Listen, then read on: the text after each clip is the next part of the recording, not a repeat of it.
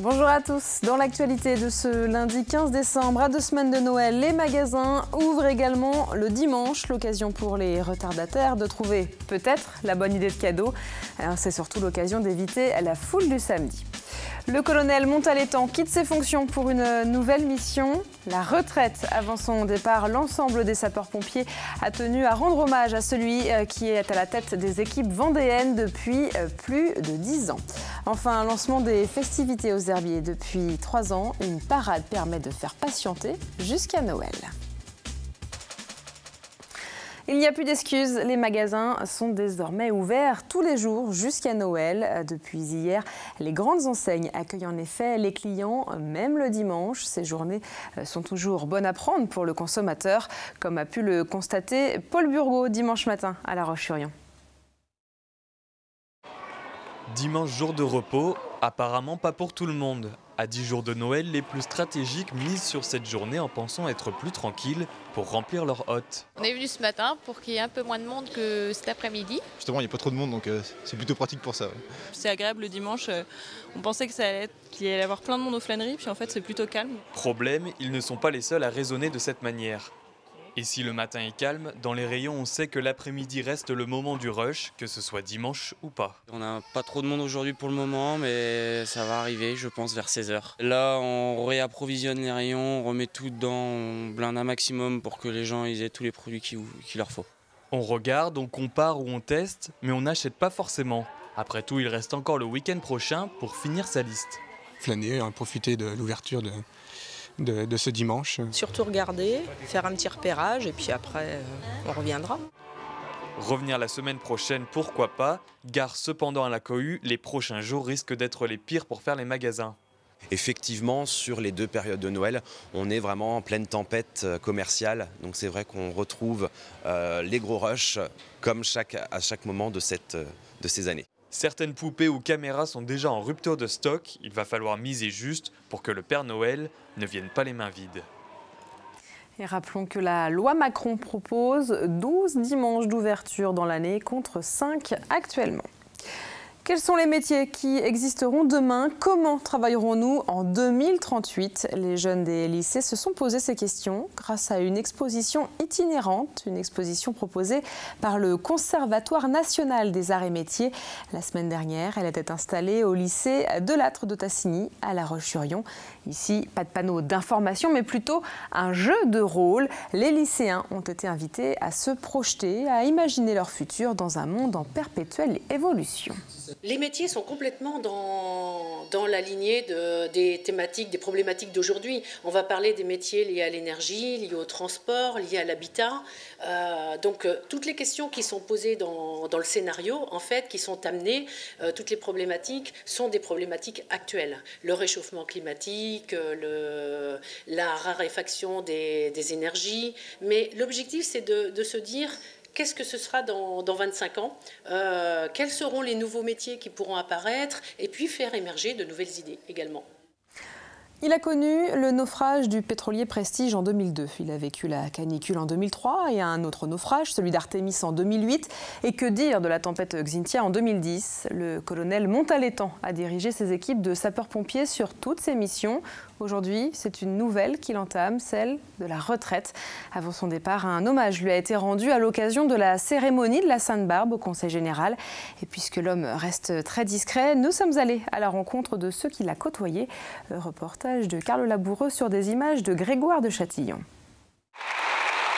Une ovation et de l'émotion pour le patron des sapeurs-pompiers vendéens. Dernière Sainte-Barbe pour celui qui aura dirigé le service départemental d'incendie et de secours pendant près de 15 ans. Le colonel Michel Montaletan quitte donc ses fonctions dont il gardera en souvenir de nombreux moments marquants. Xynthia en particulier, mais aussi la perte de ses hommes. Quand on est chef d'un corps qui regroupe 2500 personnes, c'est d'abord à ceux qui nous ont quittés en service commandé dans l'exercice de leur mission, ceux auxquels on pense tout de suite, et voilà, c'est à eux que je pense ce soir. Un homme très aimé, un homme de cœur, qui a vraiment circulé dans toute la Vendée en voiture le soir pour aller voir les sapeurs-pompiers professionnels, volontaires. Opérationnel, relativement calme. Un colonel dévoué, proche de ces hommes, c'est ce qui restera de l'homme. Au SDIS, son bras droit se souviendra d'un directeur exigeant, mais à l'écoute. C'est quelqu'un qui est profondément humain. Et il est à l'écoute de l'ensemble de ses personnels, sapeurs-pompiers professionnels, sapeurs-pompiers volontaires, personnel administratif et technique. Et il a toujours une écoute attentive et s'intéresse à la vie de chacun d'entre nous au niveau au plan départemental. Et puis du côté opérationnel, Xynthia, évidemment, restera le fait marquant de ses 36 années de carrière. C'est là que Maurice Milsan, maire de l'Aiguillon-sur-Mer, a appris à connaître le colonel Montalétan. Le colonel que je connaissais comme ça de vue, sans plus, et mais malheureusement la tempête a fait qu'on se retrouvait tous les jours, du matin jusqu'au soir. J'ai eu affaire à une personne, pour moi, exemplaire, je peux dire, et on est devenus amis, mais c'est normal, dans la mesure où tous les soirs on se rencontrait. J'ai plus des souvenirs de réconfort l'un l'autre, où on s'est vu, je peux le dire, on s'est vu pleurer tous les deux, tout simplement. C'est bête à dire, mais c'est la réalité. Le colonel Michel Montalétan quittera officiellement ses fonctions le 1er mars prochain. Hasard du calendrier, 5 ans, presque jour pour jour après le passage de la tempête Xynthia. Au chapitre sport, beau week-end pour les sportifs vendéens, rugbymen, volleyeurs et hockeyeurs ont en effet marqué leur championnat. On voit tout ça avec Anthony Jamin.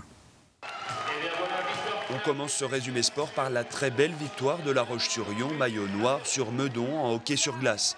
Une rencontre à sens unique pour les hommes de Juraj Joselka. Pendant la première période, les Comètes de Meudon réussissent à contenir le Hogli, mais dès l'entame de la deuxième période, les buts pleuvent. Magne, Farkazovski à 2 reprises, Le Gall et Bay. Après 40 minutes de jeu, le Hogli a déjà creusé l'écart mais ne compte pas en rester là. 4 nouveaux buts seront inscrits.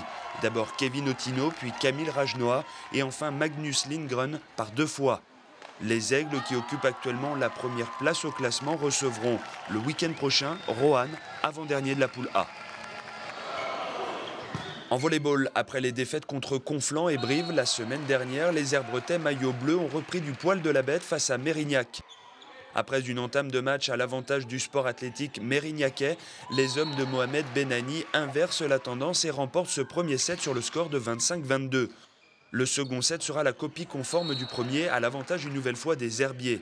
Le troisième set est plus entaché par des tirs et des services ratés. Mérignac reprend donc la main et l'emporte 25-15.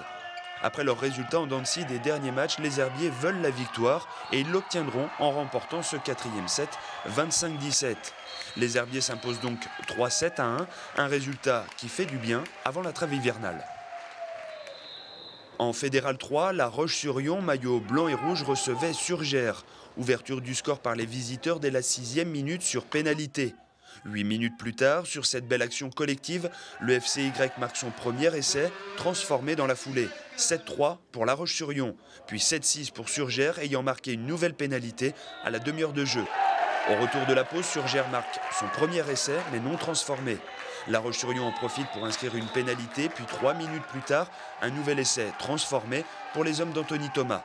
Le FCY remporte sa 4e victoire successive sur le score de 17-11. En foot, en revanche, mauvais week-end pour les équipes vendéennes de National. Luçon et le Poiré-sur-Vie se sont en effet inclinés. En revanche, en CFA, c'est une victoire pour les Herbiers et un match nul pour Fontenay-le-Comte. Et puis notez que vous pouvez retrouver toute l'actualité sportive de ces 2 derniers jours dans l'émission 85 chrono proposée ce lundi sur TV Vendée. Les motards ont troqué leur blouson noir pour un déguisement rouge et blanc. Autant dire que le spectacle valait le détour, d'autant plus qu'ils étaient 1600 à participer à cette balade au travers de la Vendée.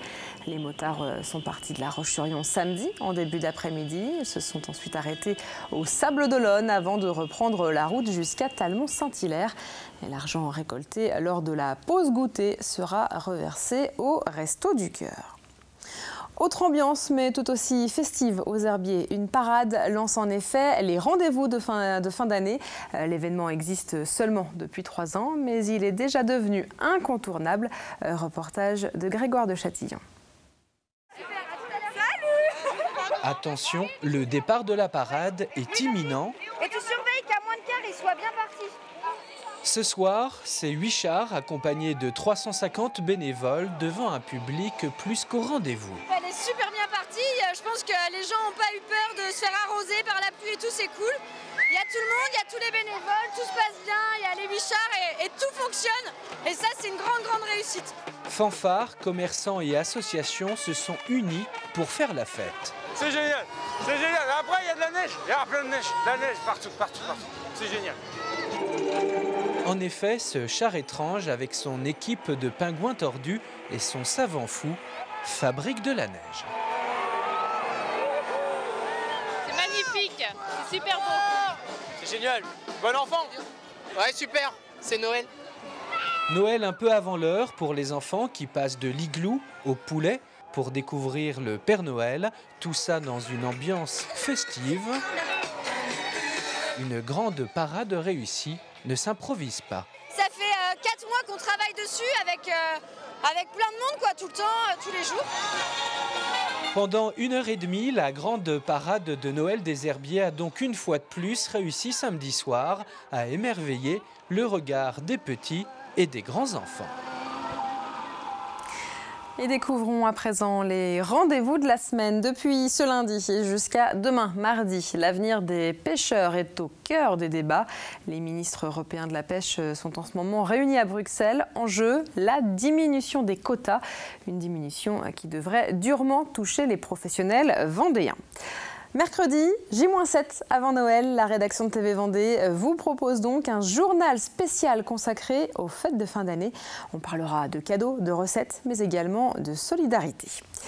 Vendredi, c'est la rencontre footballistique de cette fin d'année. Luçon recevra le Poiré-sur-Vie pour un match à 20h. Et enfin, vendredi, bonne nouvelle, du moins pour les jeunes. Ce 19 décembre sonnera le début des vacances. Mais avant ça, on va revenir sur le temps prévu pour demain. Ce mardi restera gris. Pourtant, quelques éclaircies tenteront de percer les nuages.